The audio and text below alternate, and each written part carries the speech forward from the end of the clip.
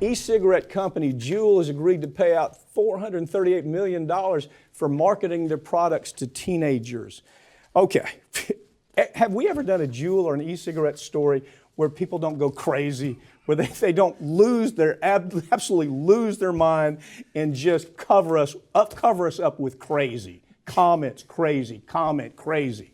You know, yeah. It's funny because we get, the tribalists from both sides, the left and right, who love to go after us. Nobody goes after us more than the vapors. We piss them off so much, and I love it because they're so deluded to think that, no, this is a safe alternative. We're getting away from big tobacco. Who do you think owns these things, you idiots?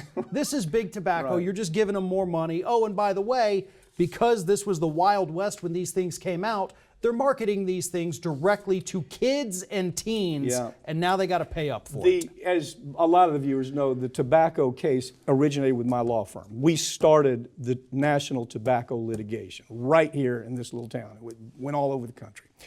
And so because of that, we got all of the documents early. We have a whole room, a vault of documents.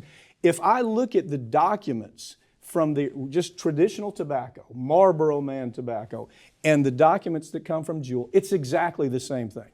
Here's their game. They understood that in order to have a lifelong sale of their product, the Marlboro product, whatever it was, a Camel product, whatever it was, they had to hook the child by the time they were 14 or 15, okay? So all of the advertisement that traditional tobacco did was centered around that. Now, people that smoke these things actually believe that they're doing themselves a favor. What we're going to see is, oh, I couldn't stop smoking without Juul. I couldn't stop smoking without vaping. Well, really? You haven't stopped smoking.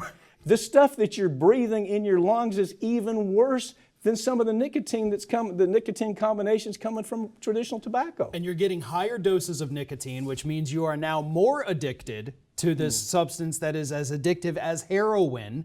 And you're not doing, like you said, you're not doing your body any favors, because a lot of these liquids and things like that, we don't even know the long-term health effects because they haven't been out there long enough. But what we do know so far from 10, 12 years of this, it's bad. Yeah, it's terrible. I mean, we're going to hear, well, I couldn't stop. This is the irony. I couldn't stop smoking without vaping. What in the hell are they talking? They're still smoking, only they're bringing in worse things into their lungs. And so I don't know.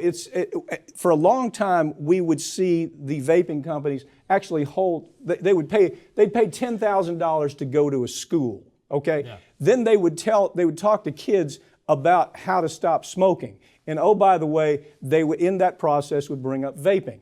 They even had summer camps. You did a story on this, didn't you? They did. They would sponsor it's not funny, but it's funny because it's so diabolically evil that you think it's not real. But they would sponsor summer camps, and they would talk about this, and they would casually mention that vaping is a safer alternative. So this is something you could use to help get yourself off it. And we're now in a country, thanks to marketing from companies like Juul, where you've got 15% of middle school kids, preteens, that have said, yes, I've vaped in the last 30 days. They're using the same PR companies. What we've started doing is we started suing the PR companies now. Okay, even in a pharmaceutical case, my tendency is to figure out how can I bring in the PR company that promoted the lie. So there's two things happening in the law that you're going to see developing more and more, because we're doing it. We're bringing in the PR companies, and we're also bringing Wall Street money in that financed it. And it's a whole new area of litigation that is going to make some of these people stop and think. But look, here's what I'm wondering. The FDA suspended the ban. Talk about that a little bit. Yeah, the FDA had come out and said, we're getting rid of these things for good, because they understand not only were they marketing to kids, they lied about the efficacy and the safety of it in their reports. They also knew that these younger users were getting these heavy doses of nicotine that was causing seizures and all kinds of things. So FDA says, we're going to stop it.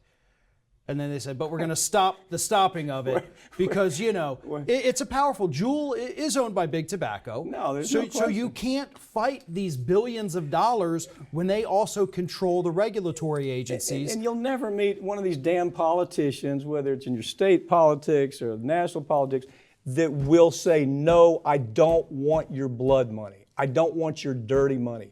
They pour more money into politics than you can ever dream. So the FDA, SEC, EPA, all of those regulatory agencies are affected by that. Yeah. And this is what's happened here. There was a ban, and then the EPA said, then the FDA says, well, no, we're going to suspend the ban. Yeah. Continue selling it.